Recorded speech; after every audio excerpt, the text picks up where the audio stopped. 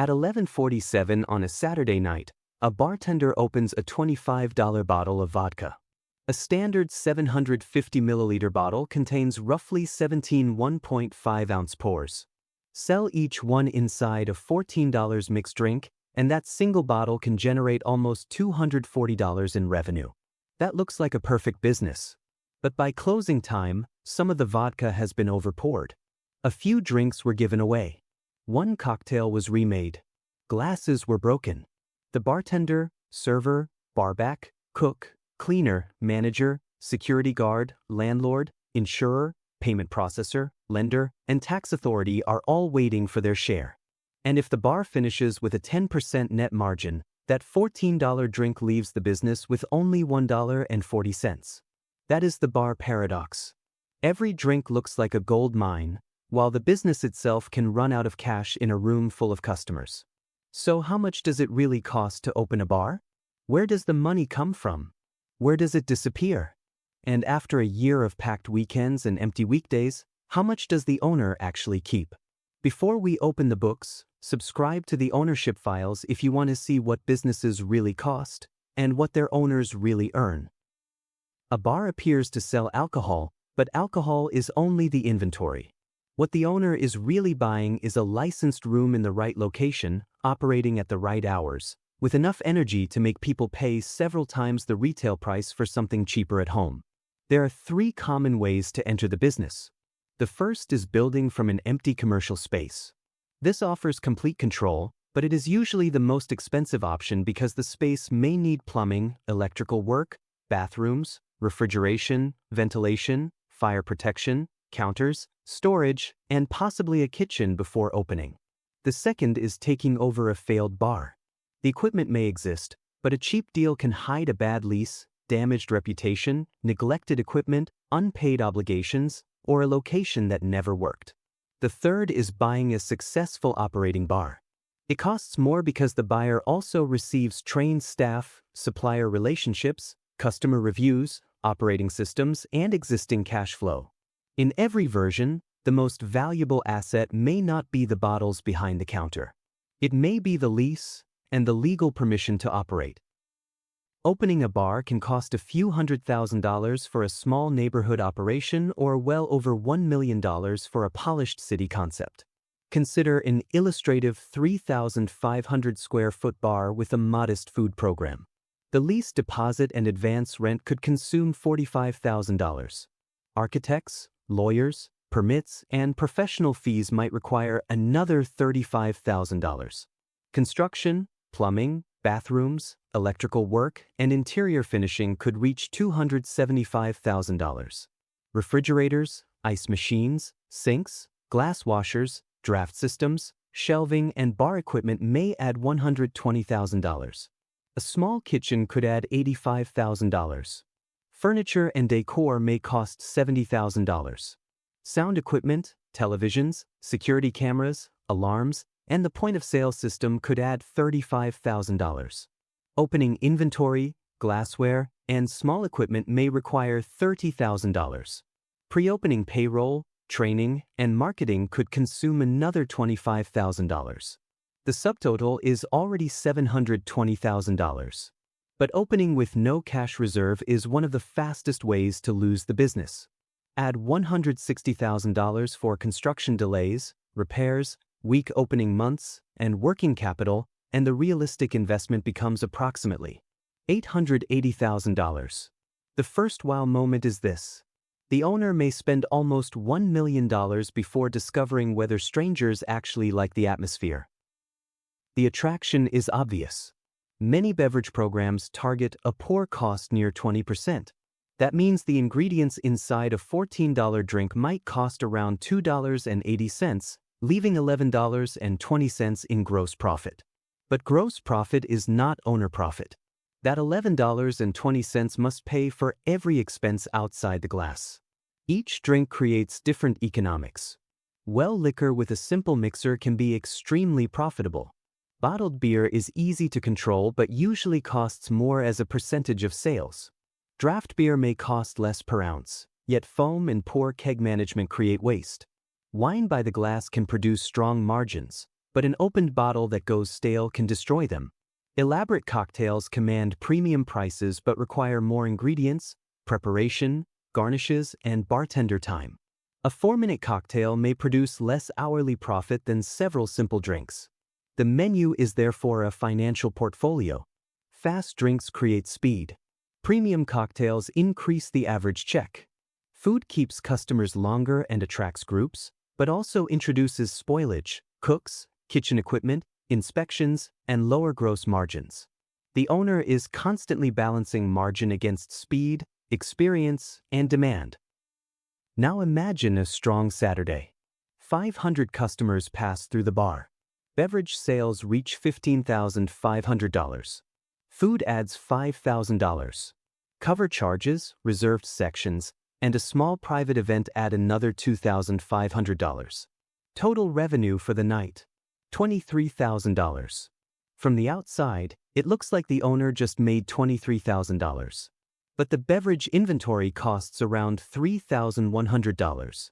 Food ingredients consume another $1,600.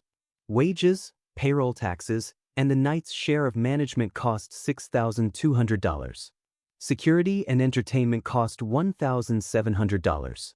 Card processing fees take about $575. Cleaning, disposable supplies, breakage, remade drinks, and complimentary items consume $1,200.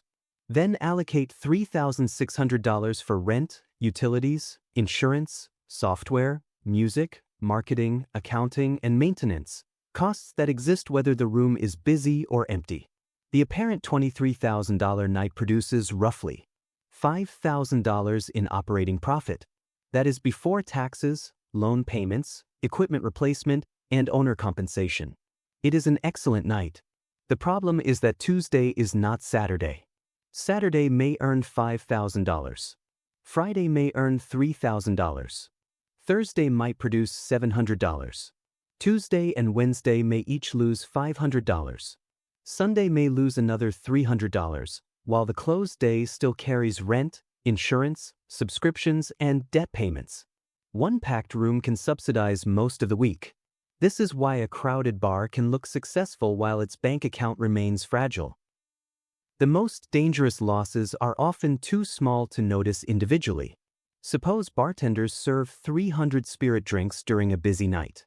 If each drink receives only 1/4 ounce too much alcohol, the bar loses 75 ounces, almost 3 complete 750 milliliter bottles.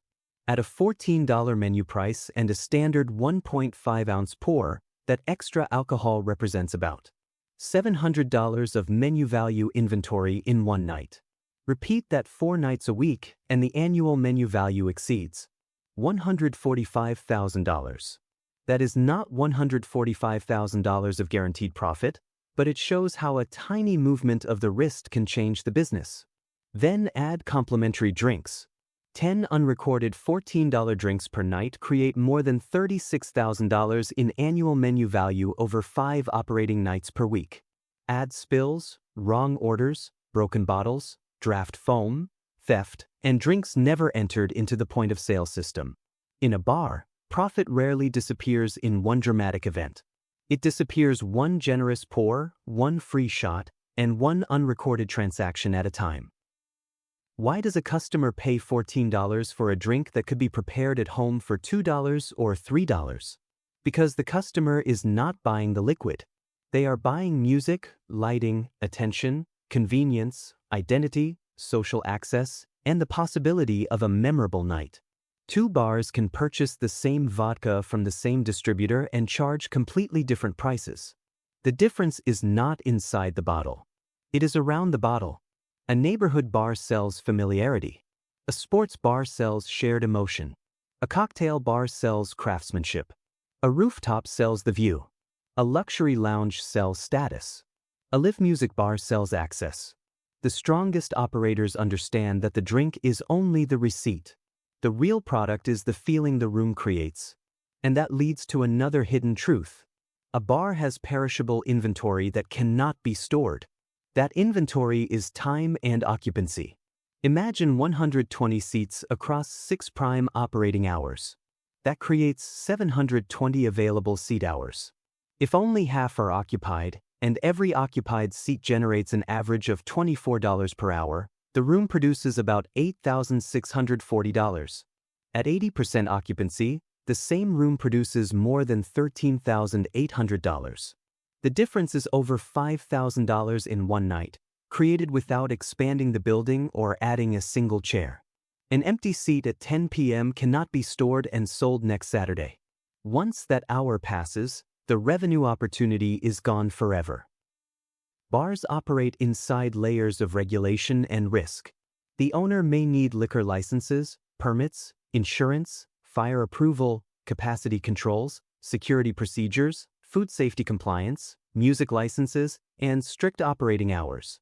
Then there are the ordinary problems that become extraordinary at 1 a.m. A failed ice machine, blocked plumbing, broken refrigeration, a damaged door, a canceled performer, a chargeback, a noise complaint, or a key employee who does not arrive. A normal store may survive a quiet hour with one employee. A bar may need bartenders, servers, barbacks, security, cooks, cleaners, and a manager before anyone knows whether the crowd will arrive. The owner is effectively placing a labor bet every night. Schedule too few people and service collapses. Schedule too many and payroll consumes the margin. High drink margins create false confidence. An owner sees a $2.80 ingredient cost and a $14 selling price and assumes there is room for mistakes. But rent may be too high. The loan may be too large. The concept may offer no reason to visit during the week. The menu may be too complicated. The owner may mistake popularity for operational control. Some owners also treat the bar as a lifestyle. Friends drink free. Inventory becomes entertainment. Busy weekends hide weak accounting until the cash suddenly disappears. The brutal rule is simple. No gross margin can rescue an empty room. And even a full room cannot rescue uncontrolled costs. The strongest bars track hourly sales, labor by shift, inventory by bottle, menu profitability, and returning customers. They know which bartender creates speed without waste, which promotion attracts profitable customers, and which nights only look busy because discounts are too aggressive. A crowded bar filled with customers buying heavily discounted drinks may create excitement without producing meaningful profit. Activity is not the same as cash flow. Suppose a well-run bar generates $1.5 million in annual revenue. At a 22% blended cost of beverages and food, inventory consumes $330,000. Labor at 30% takes $450,000. Occupancy costs consume $150,000. Insurance, utilities, security, entertainment, software, card fees, repairs, cleaning, marketing, professional fees, and administration take another $390,000. Operating profit, $180,000, or 12%. That is respectable. Well-run bars can sometimes produce margins around 10% to 15%, depending on concept, location, rent, debt, and management. But the story is not finished. If the owner borrowed heavily to open, annual debt payments may consume $90,000. A replacement reserve for equipment and future renovations may take another $30,000. Taxes still exist. If the owner works 60 hours a week as general manager, part of the remaining cash is pay for a demanding job, not passive investment income.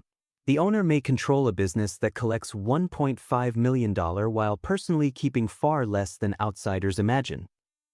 So, is owning a bar a good business? It can be. A disciplined bar with a strong concept, favorable lease, controlled inventory, consistent service, and enough weekday demand can generate excellent cash flow. But the business is not a simple machine that buys alcohol cheaply and sells it expensively.